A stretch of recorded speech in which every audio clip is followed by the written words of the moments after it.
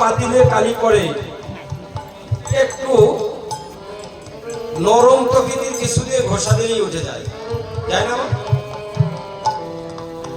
এই যে রান্নাতে যেগুলো কালি পড়বে এগুলো নরম কিছু দিয়ে হলে হবে? এর জন্য যে লোহার তার জালি আছে না, ওটা দিয়ে ঘষা দিতে হবে, ঝামা ঘষা করতে হবে, অন্যথায় ওই কালি যাবে না।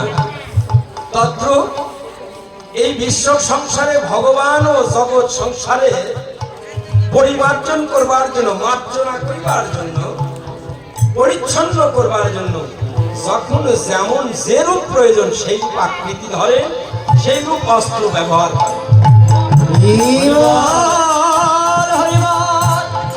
হিরণ্যকশিপুকে বললেন, বলছে আমার কাছে তুমি বর দাও, আমাকে কোনো মানুষ মারতে পারবে না। বললে তথাস্তু। কোনো দেবতা মারতে পারবে না। বলে তাও ভালো, কোনো পুরুষও না, কোনো রমণীয় না। বলে আচ্ছা, জলে না, স্থলে না। ঠিক আছে। বলেন আকাশেও না। বলো তাই হলো। হিরণ্যকশিপু যদি জানতেন যে আমি যেগুলো চাচ্ছি এর চেয়ে অনেক বেশি বিধি জানা আছে, বিধি চাইলে এগুলোর বাইরেও কোনো কিছু ধারণ করতে পারে, তাহলে সেটিও তিনি চেয়ে নিতেন। কিন্তু ভগবানের রূপ বিন্যাস, ভগবানের লীলা সম্পর্কে মানুষের গোচরের বাইরে, তাদের দৃষ্টি গোচর কখনোই সম্ভব নয়। তার জন্যেই হিরণ্যকশিপুকে যখন বধ করলেন, ভগবান নৃসিংহ রূপ থেকে যখন আসলেন, সে পশুও না, মানুষও না, সে পশুও না, মানুষও না, জলেও না, স্থলেও না, আকাশেও না, কোনো অস্ত্রের দ্বারাও না। তাহলে হিরণ্যকশিপু কিন্তু বলেছিলেন পৃথিবীর কোনো অস্ত্রের দ্বারা আমাকে যাতে বধ করতে পারা না যায়। তাহলে দেখুন ভগবান কেমন এক বিধির খেলা, যেটি হিরণ্যকশিপুর কখনো মস্তিষ্কেই ধরা পড়ল না। তদ্রূপ ভগবানের অপ্রাকৃত লীলা আমাদের মতো সাধারণ জীবের পক্ষে বোঝা বড় দায়, এটি আমরা বুঝতে পারি না। এই যে পূর্ব আগে মিলন, পূর্ব শব্দের অর্থই হচ্ছে আদি। আদিতে আমরা ভগবানকে দর্শন করেছিলাম কোথায়? যেদিন আমি আর সে এক জায়গাতে ছিলাম। ভগবান আর ভক্তির মধ্যে তো পার্থক্য থাকে না, কিন্তু অপরাধ তো কাউকে ক্ষমা করে না। আজকের যে আমাদের জীবনযাত্রা, আজকের আমাদের যে প্রাপ্তি, এই 84 লক্ষ জনি, এটি আমাদের কর্মফল। মাগো, এই কর্মফল কখনো শেষ হবে না। দেখুন এত সুন্দর মনুষ্য জন্ম পেয়ে আমরা তো ভগবানকে বলে বসে আছি, ভগবানের প্রতি কিঞ্চিৎ আত্মনিবেদন নেই, ভগবত কর্ম করছি না, শুধুমাত্র মায়াবশে আবদ্ধ হয়ে মায়ার খাটুনি কেটে যাচ্ছে। সংসারে যতক্ষণ আমরা আছি, স্বামী স্ত্রী আত্মীয় স্বজন ভরণ পোষণ, এর মধ্যে আমাদের সীমাবদ্ধতা। কিন্তু কখনো কি আমরা ভেবে দেখেছি যে যদি এর বাইরে আমাদের কোনো কাজ নাই থাকতো, তাহলে তো আমরা এই সংসারেই চিরঞ্জীব থেকে যেতাম।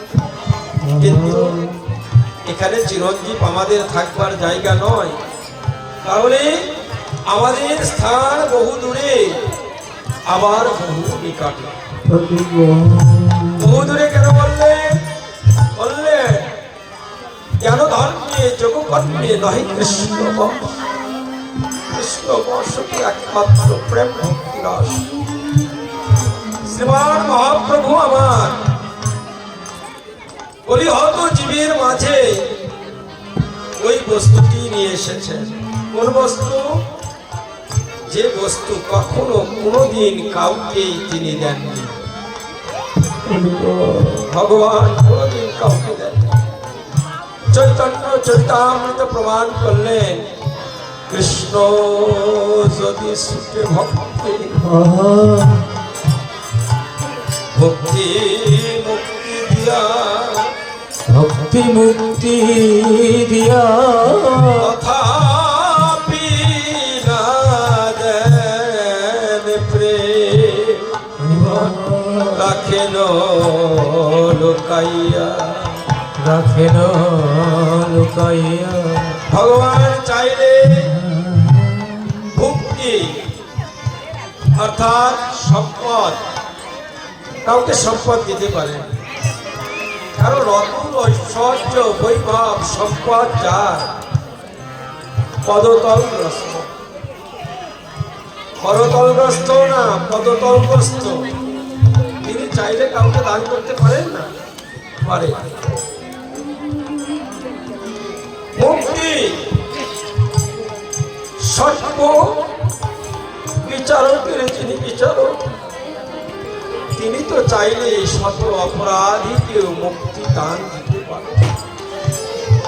যেমন তিনি অনেককেই মুক্ত করেছেন, ভুরি ভুরি শাস্ত্রে প্রমাণ, কিন্তু তথাপি না দেন প্রেম রাখেন লুকাইয়া। প্রশ্ন থেকে যায়, প্রেম কেন দেবেন না? এইখানেই সমস্যা। কারণ প্রেম ভগবানকে বাঁধার একমাত্র অস্ত্র। ভগবান সম্পদে বাধা পড়েন না, ভগবান কারো অতুল বৈভবে বাধা পড়েন না, ভগবান বাধা পড়েন একমাত্র প্রেমের দ্বারা। ভগবান এই জন্যই প্রেম কাউকে দিতে চান না। কেননা ভক্তের কাছে যখন বাধা পড়ে, ভক্ত যেমন ভাবে চইছে নাচায়, ভগবান তৈছে নাচতে পারে। শাস্ত্রে বললেন, না দেন প্রেম রাখেন লুকাইয়া। ও প্রেম কাকে দেয় না, লুকিয়ে রাখে। কারণ যতবারই এই প্রেম যে লাভ করেছে, ভগবান তার পিছু পিছু গমন করতে হয়েছে। ভগবান তার পিছু পিছু গমন করে। যেমন ব্রজের ব্রজবাসীগণ ভগবানকে যেমন ভাবে নাচায়, ভগবান তেমনি ভাবে নাচায়। শাস্ত্রে তাই লিখলেন, এই প্রেম কখনোই দেবার নয়। তথাপি শ্রীমান মহাপ্রভু আমার কলিহত জীবের মাঝে এসে শুধু প্রেম দিলেন তা না, বরং যোগ্য অযোগ্য কাউকেই বাকি রাখলেন। প্রশ্ন থাকে, যোগ্য তো না হয় পেল, অযোগ্য কেমন ভাবে প্রেম লাভ করে? শাস্ত্র সিদ্ধান্ত দিলেন, দেখো, একজন কারিগর এই প্রতিমাটি গড়ার সময় যেমন ত্রুটি বিচ্যুতি গুলো তিনি বুঝতে পারেন। মাটিটাকে আরেকটু কর্ষণ করতে হবে, না আরেকটু জল দিতে হবে, নাকি আরেকটু রৌদ্রে শুকাতে হবে। প্রয়োজনে মাটিটা যদি কর্ষণ করতে হয়, তাকে ভালো করে ফেলে সেনে শুনে মধ্যে তারপরে প্রতিমা গড়ার মতো করে তৈরি করে নিয়ে তারপরে লাগায়। যদি মনে হয় আরো একটু বেশি শুকাতে হবে, তাহলে রৌদ্রে দিয়ে সুন্দর করে শুকিয়ে নিয়ে তারপরে সেটি আবার রং করার জন্য প্রস্তুত করে। শাস্ত্র বিচারের সিদ্ধান্ত দিলে, এ বিশ্ব সংসারী যে ভক্ত ভগবানের প্রতি অনুরাগ, যদি কিঞ্চিত ত্রুটিও থাকে, কিঞ্চিত ত্রুটিও থাকে, ভগবান তারে দুঃখ দিয়ে কষ্ট দিয়ে জ্বালা দিয়ে, ব্যথা দিয়ে, বেদনা দিয়ে, বেদনা দিয়ে প্রয়োজনে তার সকল কিছু সর্বস্ব নিঃস্ব করিয়ে বিশ্ব করিয়ে তাকে তার প্রেমে দেবার জন্য যজ্ঞ করে গড়ে তোলে, যোগ্য করে গড়ে তোলে। আর তখন কি হয় জানো? এই বিশ্ব সংসারে সর্বহারা হয়ে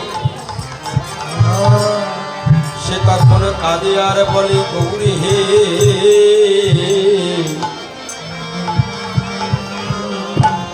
আমি আজ হইতে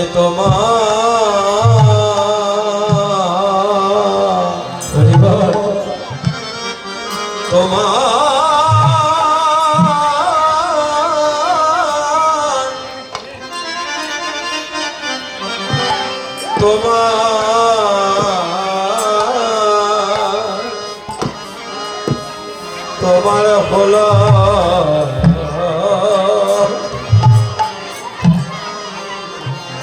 গৌরী হে,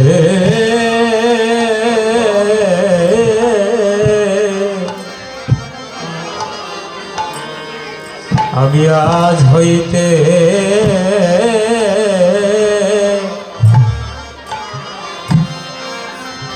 আমি আজ হইতে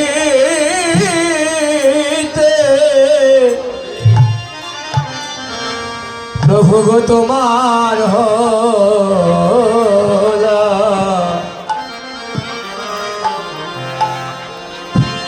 আমি আজ হইতে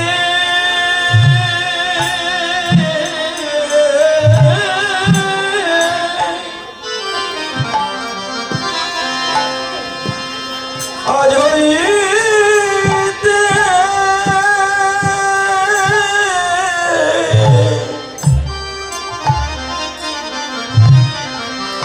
আজ হইতে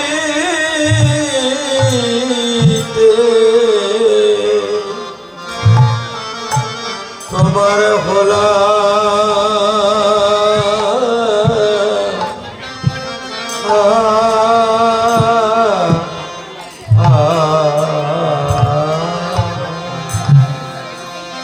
প্রভু গো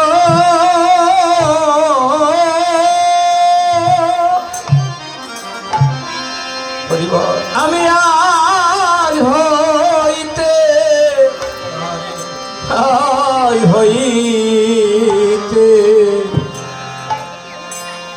আজ হইতে তোমার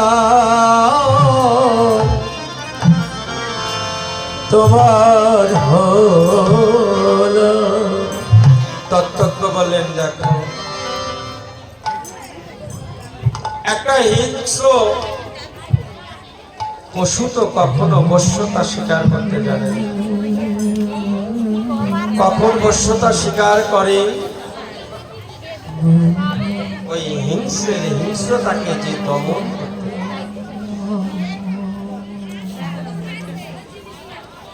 তবেই তো সে কেবল বশ্যতা স্বীকার করে। কিন্তু তার শক্তি যদি অটুট থাকে, সে তো কখনো কারো বশ্যতা স্বীকার করে না। মনুষ্য ভুলে জন্ম নিয়ে আমিও যেদিন জগৎ সংসারে এসেছিলাম, আমার কত শক্তি, দৈহিক শক্তি, মানসিক শক্তি, আত্মীয় স্বজন জনশক্তি, পিতার অর্থ শক্তি, আমার অর্জন শক্তি, সব শক্তি একাকার হয়ে আমি বিশ্ব সংসারকে তুচ্ছ তাচ্ছিল্য করেছি। কখনো কোনদিন গুরুজনের প্রতি আমার সৎ আচরণ ছিল না, লঘুজনের প্রতি স্নেহ ভাব ছিল না, কারণ আমার হৃদয় ছিল আমিত্বে ভরা। আমি সর্বদাই জানতাম কেউ সংসারে চিরদিন হয়তো বা এমনই যাবে। কিন্তু দেখো, সূর্য যেমন উদিত হয়ে যত ধীরে ধীরে অস্তগামী হতে থাকে, তার চেতশক্তি যেমন ভাবে ম্লান হয়ে যায়, তত্র আমারও ধীরে ধীরে আয়ু সূর্য যতই পশ্চিম আকাশে ঢলে পড়ছে, আমিও এক এক করতে করতে সভাচ্ছি।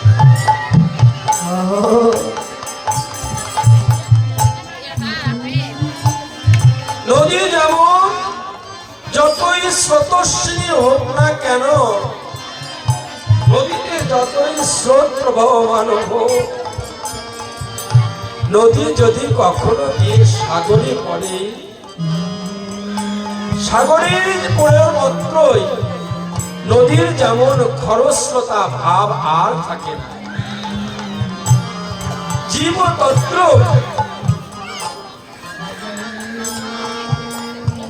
তার অহংকারের মাথাটা যদি একজন সৎ গুরুর শ্রীপাদ পত্র লাভ করে, তার অন্তরে অহমিকা আত্মাভিমান ম্লান হয়ে যায়। তাই কবিগুরু রবীন্দ্রনাথ ঠাকুর বলেছিলেন, আমার মাথা নত করে তাও হে তোমার চরণ ধুলায় তলে। ভারত করে নাহে তোমার